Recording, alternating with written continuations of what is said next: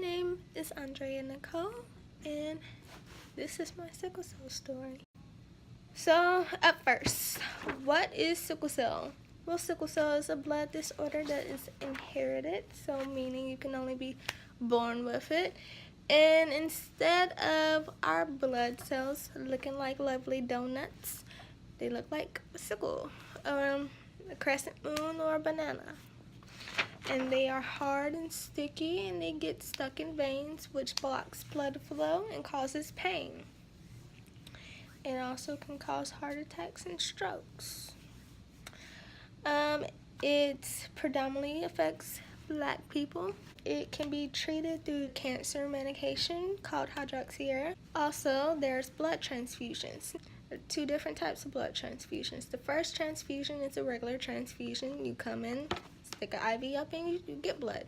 The second type of transfusion is called an exchange, and that is a more advanced transfusion. They take out blood and replace it with blood. This is the story of how sickle cell has affected me throughout my life. Growing up in elementary school, I remember having a lot of more severe pain, but it really didn't affect my childhood life. I still went outside and played. I still made AV average. When I got to middle school, my sickle cell kind of really evened out the first few years, but I also started dealing with a lot of other conditions: depression, bipolar. About my 7th grade year, I was constantly in pain, constantly didn't want to go to school because I wasn't sleeping that much or anything. So my mother pulled me into homeschool, which affected me drastically. In the beginning of high school, I would go into the hospital maybe once, twice, 3 times at most a school year. And it was during temperature changes. My 11th grade year changed everything. I had a stroke, finally admitted to being sexually assaulted as a child. What happened with my health? I started to feel a lot more sick. The pain episodes would come frequently, which was abnormal, and I went in for a brain MRI. On that brain MRI showed sign of brain damage. Not a lot, but it was enough to suggest that I had been through a stroke. With all that, my parents and my doctors were like, I'm going to be missing a lot more school time because I had to do the transfusions every 3 weeks. So my mom ultimately said, you're being put back into homeschool. So about the end of August and September, I just started hurting out of nowhere. I will go in for like a couple days at first, get out, stay out for a week, go back in. And then at the end of September is where it really started getting bad, because I would go in, stay for 2 weeks, get out for no more than 3 days, go back in. Then when it came to November, I spent most of the entire month in November, even Thanksgiving. I went home on Thanksgiving Day, only to return that same night.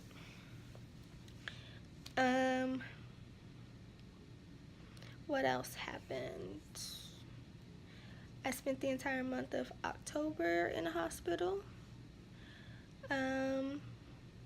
In December and Christmas as well, again on Christmas. Went home that day, came back the next day. But the main struggle through, I'll say about September through Christmas, was my mother was going in and out the hospital at the same time. My mother does not have sickle cell, she has to trade. So when I was going in and out the hospital throughout August through December, I kept telling the doctors that this was not normal pain. This was something new. I have not felt like this before. I don't think it was sickle cell. And it turned out I was right. But first, they tried to blame the cause on me, my birth control, which somewhat played a factor in it, but it was not what caused the damage, really. Um, so they took me off my birth control, and I would probably after this incident never go on birth control again. What turns out it was a blood clot that was in my jugular.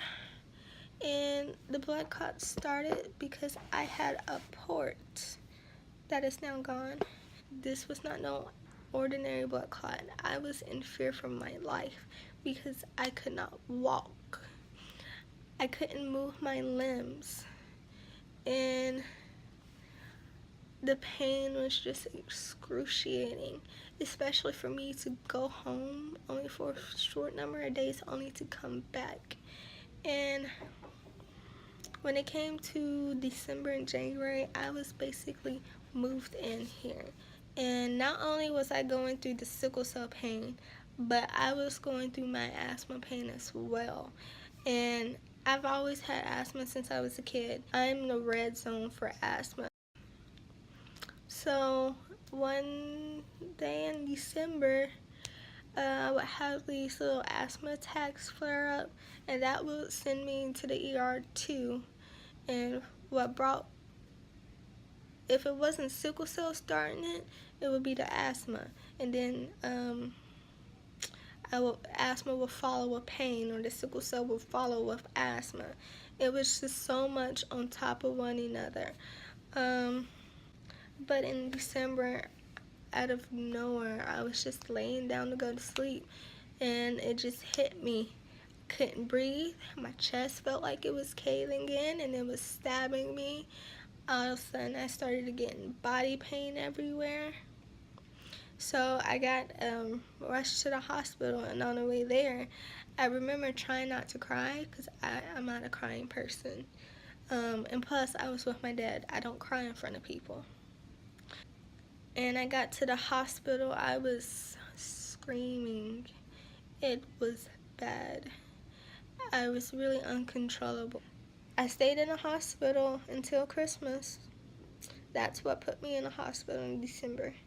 And I came back because Christmas, the night of Christmas, it happened again. It wasn't as bad, but I wasn't trying to wait like I did last time, and it got that bad. So went back in the hospital like 3, 4 in the morning, and I got out like right before New Year's. So in December, I really couldn't move. It was never a bunch of things all together. It would affect one thing at a time. I couldn't walk on one leg, or I couldn't lift one of my arms. When January came, everything was all swell for a while. I was recording stuff for YouTube at this time. And in the recordings, I look happy. I'm talking fast. I'm energetic. And it's the same night. Well, actually, the pain started this night. It wasn't as bad until the second night. At this point, I'm in a hospital. It's already been 2 weeks. And out of nowhere, I couldn't move. Like, I could like raise up and stuff, but I couldn't move my legs. I needed help walking. My dad came up there that night. Both of my legs were hurting. I couldn't get out the bed. My back was hurting. I couldn't move my arms. Like, my neck was swollen. And it was just a really, really bad time. Like, even to just go to the bathroom while I was there. My dad had to pick me up and carry me to the bathroom because it was just that bad. So I remember crying to my dad because I didn't want him to leave until I fell asleep because it was that bad. And I said, I would rather be dead. I would rather die if this is all that my life is left to. Because I just wanted something to take the pain away. At this point, both of my legs are still hurting. My back is still hurting, although that subsided a little. And my couldn't really move my left arm. And my neck and collarbone were swollen at this point. And I was spiking fevers like crazy. But when I say I couldn't move, I couldn't even raise myself up. I literally had to physically grab my hair and pull myself just to sit up, to try to get out of bed. I cried myself to sleep most nights. I lost so much weight. I really have not gotten back to a normal life. I don't see my friends. I don't go out. So, where am I currently? I'm still sick. Obviously, I'm in the hospital. Still in and out the hospital, obviously. Still cannot really exercise or walk, and I've been wanting to. I just feel like I need a personal trainer, because at one point when I was in and out the hospital through September and December, they said I needed physical therapy. I'm hard-headed. I don't listen, so I never scheduled that. Mentally, I'm still all over the place. Some nights I'm good, some nights I'm really depressed. But there's one thing, it renewed my faith in God. Because let this been earlier in 2017 year, or any time before that, 2016, 2015, I would have pulled a suicide attempt without failing.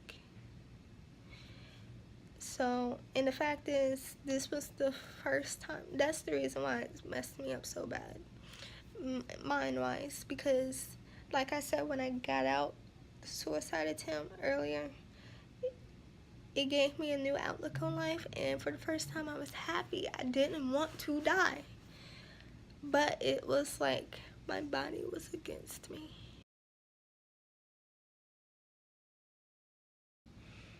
The whole purpose of this video, one, is for awareness, just in case there's any other people out there who are going what I'm going through. I'm only 19. I'll be 20 during the summer. So I still have a full road ahead of me, and I feel like I've been through so much. I never got the chance to go off to college. Why? Because I'm always sick. And I want to get back to work. Pain.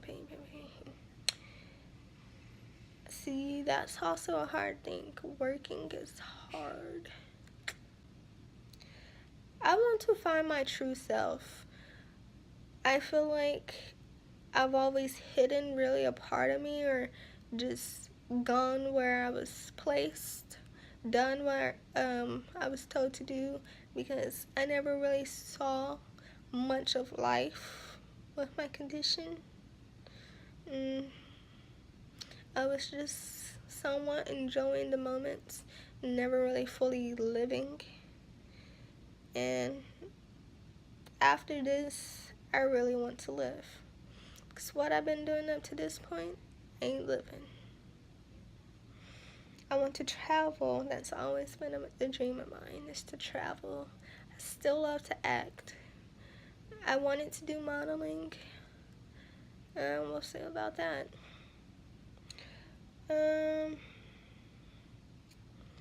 Another purpose is growth. I'm in a really bad time while posting this video. It's always going to be a time I will remember for the rest of my life. But I don't want to mope about it. I don't want to be sad about it. I just want to take it for what it is and move on. And not just move on and not do anything. I want to move on and see how I transform. Want to get involved more with my condition. Help others, younger people, even older people with my condition. Hear their stories. Um, and I never want to stop learning, ever. I want to see myself blossom, really.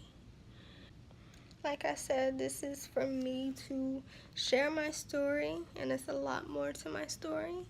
This is just my sickle cell story. That's all I really wanted to say, so here's the recap. My name is Andrea Nicole, and I'm 19 years old, and I have sickle cell, and that's okay. So, ultimately, what I'm trying to say is this is me. Thank you for watching.